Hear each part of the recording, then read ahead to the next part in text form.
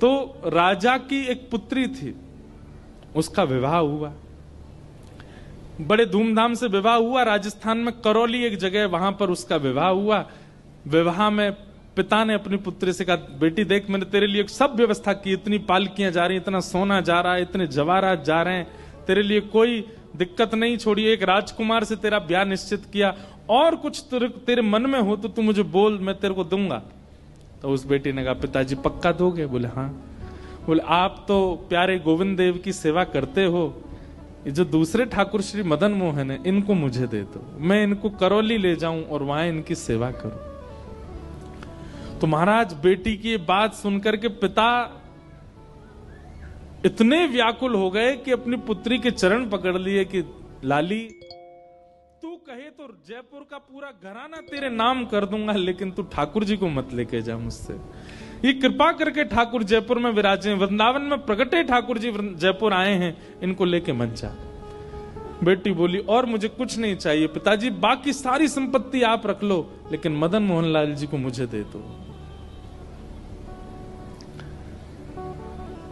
यहां बेटी की हट हो रही है कि मुझे दे दो, पिता लड़ रहे हैं कि नहीं। सबने आके समझाया, बोले आपके पास गोविंद देव जी हैं ना, आप उनकी सेवा में हो, बिटिया कह रही है तो श्री मदन मोहन जी उसके साथ चले। बोले नहीं, मैं तो दोनों की सेवा करूंगा।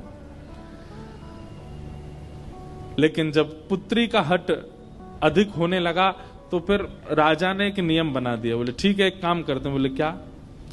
कल तेरे सामने 5 विग्रह एक जैसे रखे जाएंगे मदन मोहन जी के, पहले से 5वें तक एक भी अंतर नहीं होगा। एक से नेत्र, एक से नासिका, एक से होठ, एक से हाथ, एक से पैर, एक ही धातु, एक ही श्रृंगार, एक ही वस्त्र, एक ही इत्र, सब कुछ एक जैसा।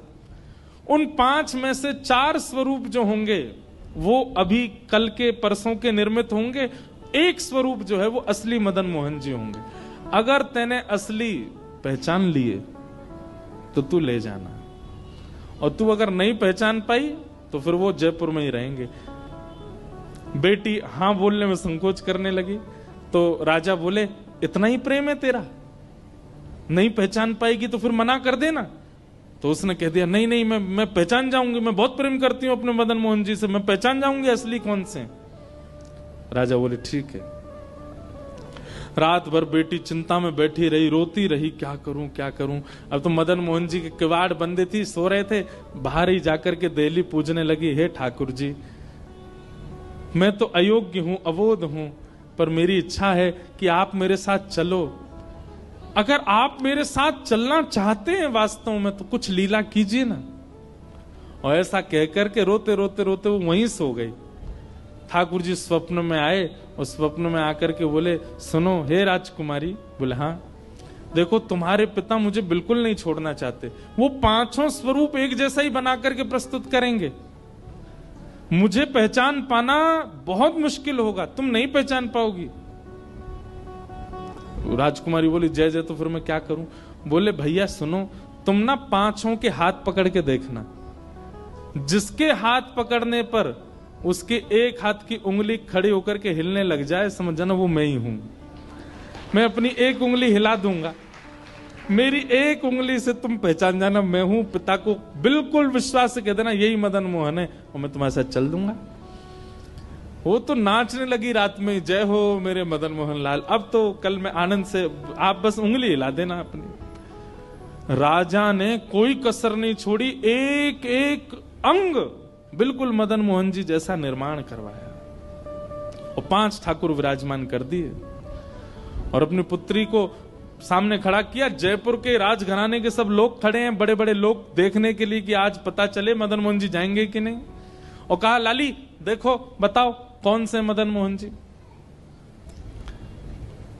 नेत्रों में पट्टी बांधती थी ताकि स्पर्श से ही पहचान सके, तो पहले मुंह पकड़ती, उसके बाद यहां पकड़ती, हाथ पकड़ती, जैसे ही हस्त कमल पर हाथ घुमाती, उंगली नहीं हिलती, बोलती ये नहीं है, बोली ये भी नहीं है।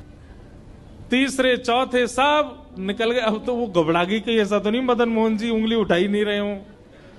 5वें पर जैसी गई, जैसे जाके देखा, उधर फिर से हाथ देखे, ठाकुर जी ने उठाई नहीं उंगली। अब तो बोली रुक जाओ मैं एक बार और देखूं, और एक बार और उसने प्रयास किया, पहले दूसरे ने नहीं उठाई, तीसरे के पास जैसी गई, नेत्र थोड़े भर से आए उसके हृदय से, हे मदन मोहन लाल कृपा करो ना।